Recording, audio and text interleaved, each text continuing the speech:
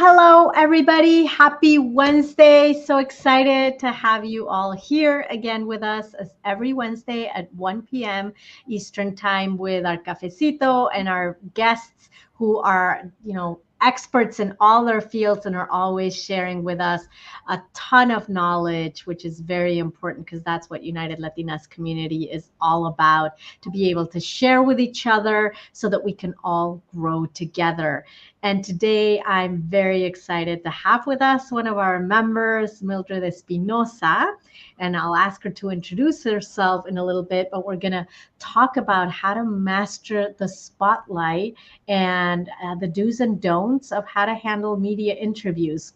And whether you are in that space or you're not in that space, this is critically important to know and to be aware and to intentionally prepare for that, because it is a digital world, and media in different types of formats is something that we should all, it's a skill set that we should all think about and leverage and grow like many other skill sets. So Mildred, thank you so much for being here with us today. Oh, Eliana, thank you so much. Thank you for the opportunity. It's always a pleasure to join you at United Latinas and to have the opportunity to share insights, share that experience, what we know, in a way that we can empower each other. So it's really a pleasure to be here in Cafecito Empower, and let's to have the opportunity to talk about media, a tool that is so critical and important, especially today where social media made that so readily available to everyone. And so I'm happy to be here. Thank you for the invitation. That is so wonderful. Now, you've been in media for decades, right? So you've gone through like the full transition where it was a specific career to like everything that you do now. So can you share a little bit of us about your journey and where you, what you're seeing and how you're seeing now the future of media? Thank you, Eliana. Well, I'm a journalist by profession. Grew up in New York. I'm a journalist from New York City, and so hope with everyone who connects with us, anyone from the Big Apple, sending a huge hello to the Big Apple, but certainly to everyone who's connecting with us to listen to this very powerful conversation, because media is powerful. And so we really need to engage it. I'm a journalist by profession, been a journalist for 25 years now. Been involved in media for that much time. I'm also a professor at university, and I teach media and communications as well. And now I lead my own company. I started my own business several years ago in media, and I actually produce and continue to be involved using all my skills in journalism, as well as content, video content, in different types of projects that, in fact, I learned how to do very early on in my career in New York City. I'm a former MSNBC. I started cable news national network for several years as a producer as well, and also did my transition to NBC Telemundo. I'm a former television executive producer of Telemundo 47 in New York City. And then from there, really worked on, after that, throughout my career, had the opportunity to work with other media outlets, not just in the US, but outside of the US. Covered many stories, also traveled around the world and covered many different types of stories in different countries and continents. And it really has been a joy for me as a journalist, with everything that I learned from that career, how I've transitioned, how I've reinvented myself. But it's something that's with you. I always say, once a journalist, always a journalist, because we research everything, we investigate everything, we find those opportunities, and I think that those really have been of a lot of value to me on a personal level, but also in my career and as a businesswoman. And certainly finding those opportunities of how to work with the media, how to make it a part of what I do, and even more so today in my business, and how I also bring that to the table for my clients. And I love that you mention it, because it's not only something external that you do for somebody else. Now you've sort of brought it to you and to the work that you do within your company. And we were just chatting like right before we went on air about how we should all, it doesn't matter whether you're a small business owner, whether you're a career professional, a leader in an organization, it doesn't matter where you are from a professional perspective. This is something that you should intentionally do the time, because we are in a digital world where basically all the media platforms, formal and informal, are at the tip of our hands. And knowing how to craft our message, knowing how do we show up, building that skill set becomes critically important. So would love to hear from you. Like, what are you seeing, and what do you recommend, why do you recommend all of us to like bring it up to something critically important that we should all be thinking about on a more consistent basis? Well, I think regardless of where you are in your career, regardless whether you're working for yourself or you work for a company, you should definitely put yourself in a position where whether you're working for someone, that they will look at you as someone that can articulate well what the company does, what their products are, because it will give you the opportunity to grow even within your own profession, grow within the company. To be that person that's a spokesperson for a company, it really gives you a lot of value outside of also giving you a new network of connections and opportunities. And so that's something that I really always encourage everyone to do, regardless of where you are. And if you're working for yourself, even more so, regardless of how small or big your company is, really put your business out there. You have experience, you have expertise of some sort that you can share with others, and the opportunity again to build a rapport with media, with journalists, more important, in understanding how we as journalists think when we're behind the scenes. How do we think inside of a newsroom? How do we think whether we're I would say now digital, because everything is working in digital. I mentioned to you a few minutes ago before we started that social media, because of what it is, we don't call them, we call it your channels of communication. These are your channels of communication. So broadcast isn't no more just about television. We're really communicating all the time. We have these channels of communication. There are what we know of your Facebook, your YouTube, LinkedIn, as we are today. Things that were not happening the way they are now 10, 15 years ago. And so we really need to embrace it, because now we have these channels of communication available to everyone. Therefore, we really should learn the effective communication skills. We should understand how to work with media, how to understand who are they. Regardless of where you are in the US, know who are your local community channels. They are, of course, the major news network channels, but also your local community channels. In New York, for example, New York One was something that we all knew about. And so really establishing and understanding where are those channels of where is the media, who are your journalists, knowing who they are and reaching out, having the opportunity to make that connection with them, of sharing your expertise, sharing who you are, it really becomes an opportunity more than anything else, because perhaps at some point a producer inside television will say, you know what, today we need to talk about someone who's got expertise in being a neurologist, or if you're a psychologist, or you're into counseling, or because we're doing a story on education. So there are tons and tons of stories that as producers in television we need to do. And we're constantly creating ideas that the more you put yourself out there in understanding, I will send a press release about the products that I do. I will send a bio about myself, even if it's not being asked. You don't need to have that invitation. You can become the interviewer, the interviewer interviewing the interviewee. In other words, you begin to make that connection with a journalist whenever you have the opportunity, and really saying, give me those 5 minutes. I love to introduce myself, let you know what I do. And if possible, whenever there is an opportunity, please feel free to reach out to me. It will create opportunities and perhaps even business opportunities for yourself.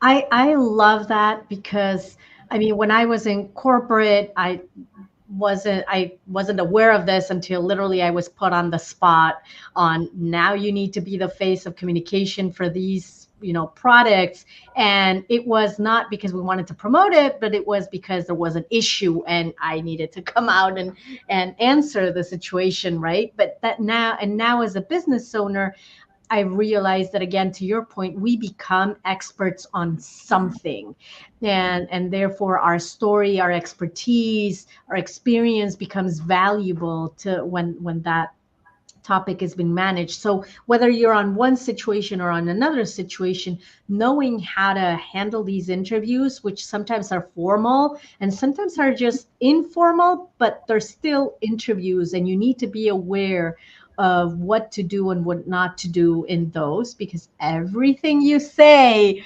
can be taken and quoted and put out there. So how do you prepare for any of these type of interactions, whether it's formal or informal, and whether it's a formal journalist for a formal media, or whether it's somebody that's just doing more of a casual conversation? But to me, you still need to prepare just the same, because you never know what that's where that's going to lead.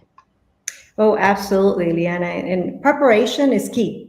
That builds trust, that builds opportunity, that creates and certainly gives you confidence. And so that really has to be a priority. And depending on what it is that you're going to do or why you're doing it. But the first things that we need to know is, what do we want to, what's the message? And what's our objective? Do we want to persuade? Do we want to be motivative? Do we want to motivate someone to do something? Do we want to inform? Are we going to educate someone about a topic, an audience? And most importantly, are we going to promote an idea? And so these are all things that we need to think about as we are going to be approaching media, or we're going to be interviewed. Understand what it is that you're hoping for, that you want. What's the message? What is your objective? And so once you have that clear, then you can actually begin to prepare those key messages that you're going to start with, that you're going to end with. And being messages are so important, and most people usually ask, well, how do I conduct interviews? These are something that we do, and we often coach about how to conduct interviews. In fact, today, I would normally, and I've done United Latinas before, I've done it from my office, but today we decided to do it in the space where we have a studio, because I really want to show you that technology today is so available to everyone. The more that we can actually have at our fingertips ourselves, it allows us to become more comfortable. Of course, I've been around cameras for a long time, but that's not something that everyone is comfortable with.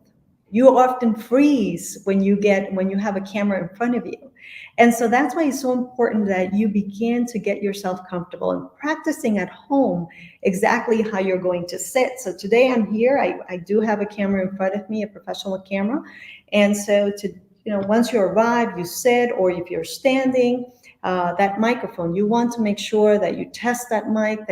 All these things, believe it or not, are going to allow you to feel confident and to come across confident, because that's the first key to being credible. You want to build, you want to be seen as an expert in a topic, in a discussion. You want to be asked to come back. You want journalists to call you and to be that person that they're looking for whenever this topic comes around. And so understanding that is key. And so really having, how are we going to communicate is important. And then really building around a story. We love storytelling. We love stories that humanize what we do.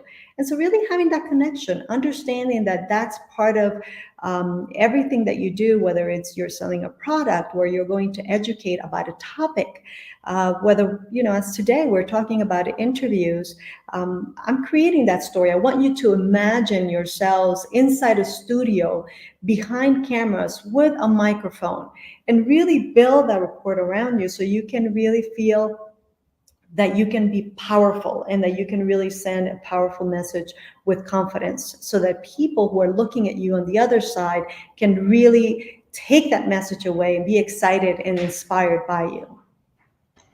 I love that. And you mentioned several key points on how to prepare, and it's all about the envisioning and rehearsing and rehearsing.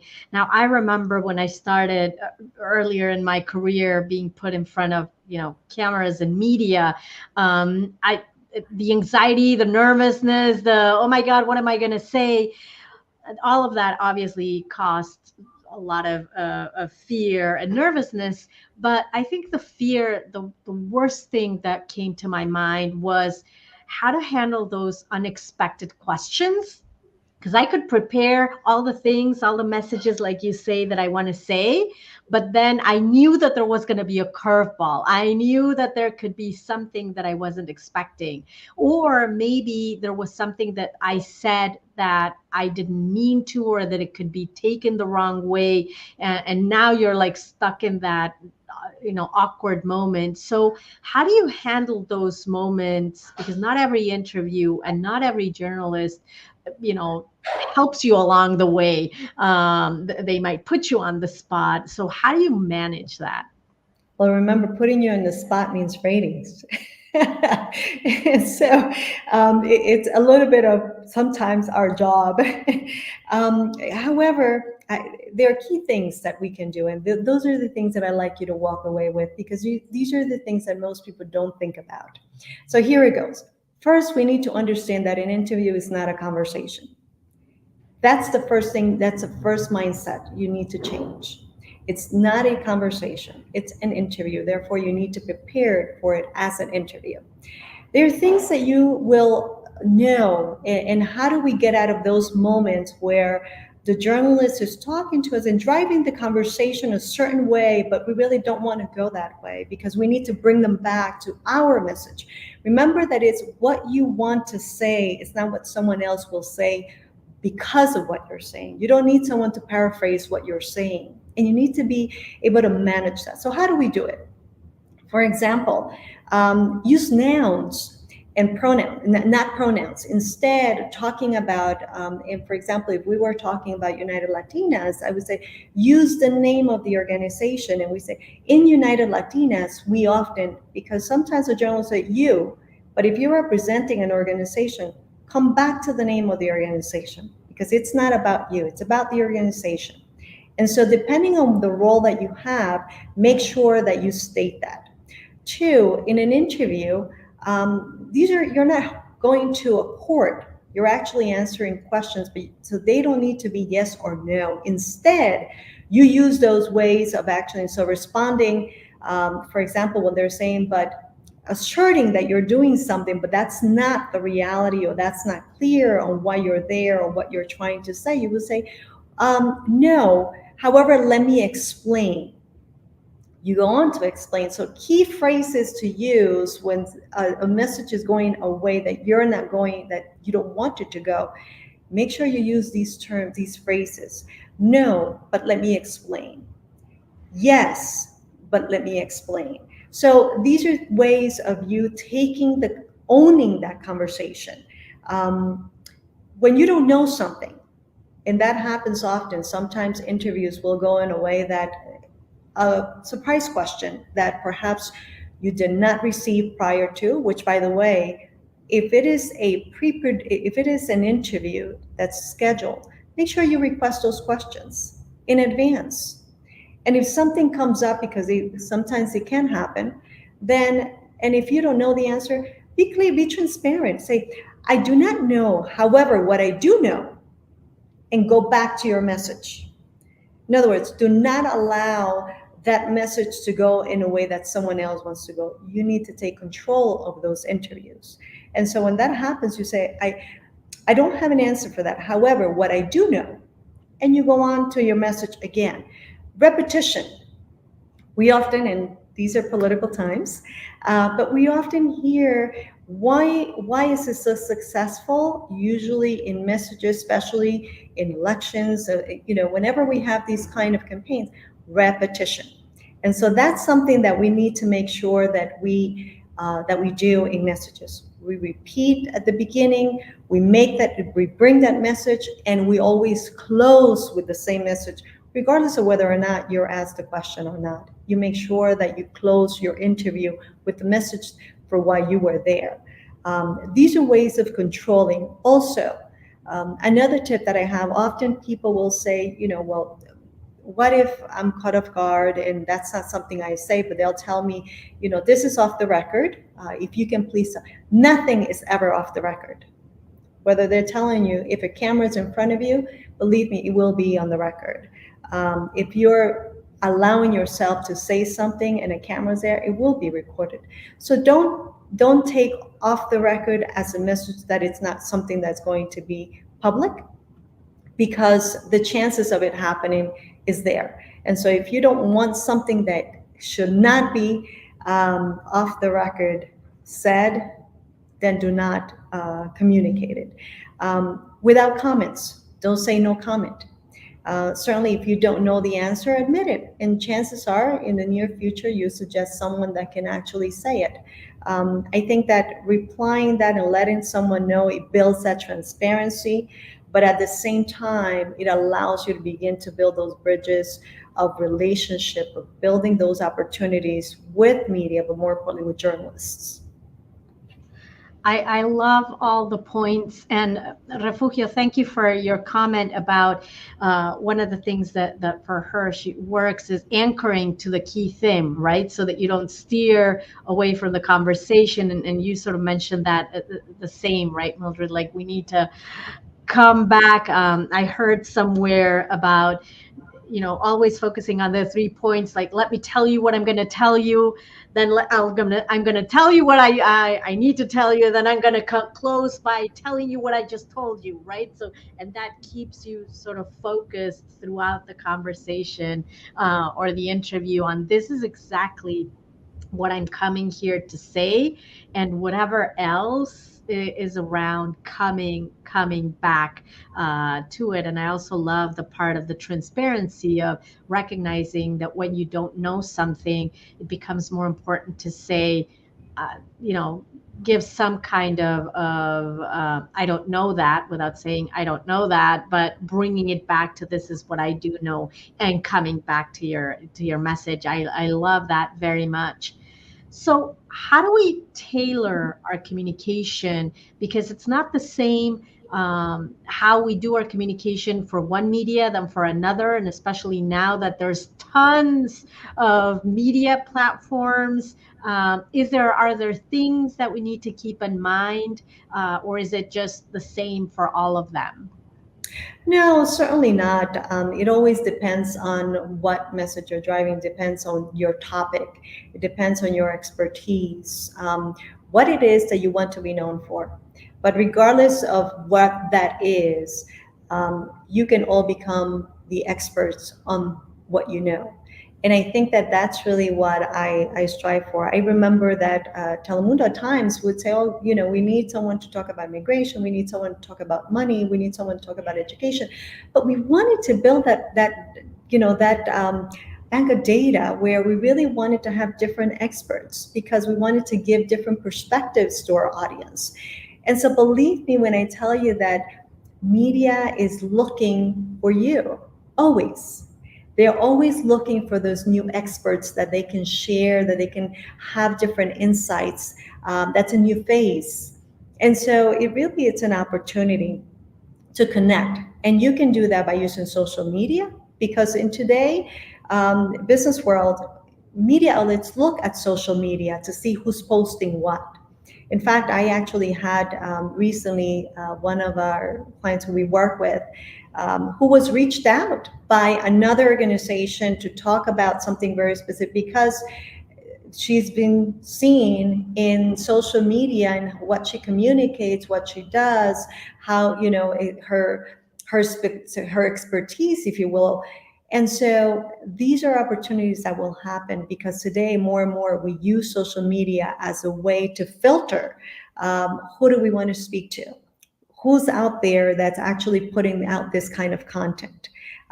Because in fact, in television, what often would happen is we want to see what do you look like. And today, social media facilitates that. Before, we would have to ask someone, can you please send me a picture of yourself? Can you please share with me? Or we would call them. And of course, we would do the pre-interviews and to kind of get a sense of what you look like.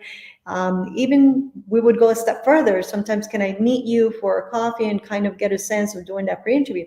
Today, we can do it through social media. And so the more that you post in a way that's professional, again, depending on who's your target audience, Do you have a young demographic? Do you have an older demographic? Who are you actually working with? Who do you want to work with? What is it that you want to promote about yourself? But you can certainly use social media as a way to connect with traditional media that will then connect with you so that you can share your expertise in a formal, conventional way. I love that. And I think then that comes back to what you said at the beginning. Knowing what your objective is, knowing what your story becomes critically important, because then you become aligned with in every platform or in any place. I love that. Before, I know we're running out of time, but before we started, you were talking about the importance of building relationships is part of this, and I don't want to leave without touching into in that piece of it, because we don't realize how important, like maybe all of these other tips, I mean, we already have clarity on, but if we don't start building those relationships, then that also cannot necessarily help us, and relationships take time. So any insights there? Absolutely. And I actually have some, I call it the seven golden rules of building those relationships and turning journalists from observers to promoters. And how do we do that? And so, first of all, identify a journalist that you can build a relationship with, whether it's in your local channels, your community, whether you're looking for something national. It can be done. It can be done. You can connect with them. And again, looking for them in social media, sending a message to them, connecting. But when you do, share your bio automatically. That's the first thing we need to do, is being able to share an updated bio that gives us in one page who you are, what you do, what is your expertise. That always allows us to get that beginning of the conversation. And so that's key. Identify who is that journalist that speaks to your topics, to your knowledge, to your capacity. That will always be something strong. The relationship needs to be of mutual respect. Therefore, it's a two-way relationship. Once you connect with a journalist, it doesn't always have to be about us. It can be about just them. If you have something that's interesting, if you have a topic that you'd like to pitch, that doesn't necessarily mean that it's going to be because they're going to interview you, but you find value in what you're doing for someone else, or you're connecting, or you think that this is of interest to a major audience, to a larger audience, do it. Yeah, they will be so grateful. I know as a journalist, whenever folks would send me information or whenever they would send me ideas, it always allowed me to create those opportunities. And certainly I always thought back of that person. And whenever the opportunity came to interview that person that sent me, I always go back to that person, just because I was so appreciative of, that idea of being genuine, having a really, truly professional relationship that's genuine. Encourage yourself to interview the interviewer. When you find a journalist, and I encourage you, what are those associations? For example, in the US, it's the National Association of Hispanic Journalists. I'm involved. I still continue to participate from time to time. I go to their events at least once a year when they have the major events. But building those relationships and understanding, but more importantly, when you do, take 2 minutes to ask, can I send you information about my projects? How often can I do it?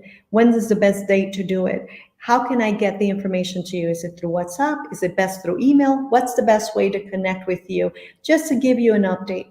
And if you were interviewed before by a particular media outlet, and you've connected with a producer, because the producer often is the one who will make those decisions, and or the executive producer, to state that and ask, how often can I send you information, and can I update you periodically on projects, successful projects that I'm doing, or as a follow-up. Arrive on time. We will always appreciate that as well. Having the opportunity to take the time to test audio, to have you set up, to perhaps if there's a great opportunity to do your makeup, having those, or showing up ready. That brings so much value to the relationship, to that mutual respect, but more importantly, in appreciating the professionalism. And so having the opportunity to do those things really brings a great way to collaborate together and build that relationship that should continue and should allow you to prolong that, and build that into a great collaboration between two new partners. I love that. You've given us a lot of nuggets to think about. We still have 6 more months. Well, we're heading into the 5 more months, sort of the remainder of the year. So I would definitely encourage all of our audience that's looking at us to think about how are you going to build and how are you going to prepare both those relationships and to start putting yourself out there, because it is important to share your message, whatever that message is. So thank you, Mildred, as always, for being here with us, for sharing your wisdom and your expertise. Truly appreciated. And we'll have to, schedule something for the future to continue this really important conversation. No, thank you. Thank you so much for allowing me to share insight. I think it's important. And I think certainly it's something that allows you more importantly than anything else, if you want to walk away with anything, is to position yourself as a thought leader. If you have that in mind, believe it or not, that will be something that will be of value to what you do in your business, to what you do personally or professionally, but it will definitely give you the tools and the place so that you can connect with others and create a greater audience. So thank you for the opportunity, as always, Liana, and I'm always happy to share insights and certainly to continue to learn from each other. I love that, and that's what this community is all about. So join us if you're not already part of our community. Join us at unitedlatinas.com or unitedlatinas.mn.co, which is our digital platform talking about digital platforms. And we have many events coming up, so check them out in both our website and in our hub. You'll be able to see all the upcoming events that we have. And finally, save the date. We have our date for our Hispanic Heritage Month conference on October 2nd. It's going to be virtual from 12 p.m. Eastern Time to 3 p.m. Eastern Time. And we always have amazing speakers. Mildred was one of our speakers in our last conference. And just join us. Know that this is a community that will always be here for you. Thank you, Mildred, for being with us today. And thank you, everybody, for joining. I hope you have a wonderful day wherever in the world you are. Have a good one. Thank you. Bye-bye.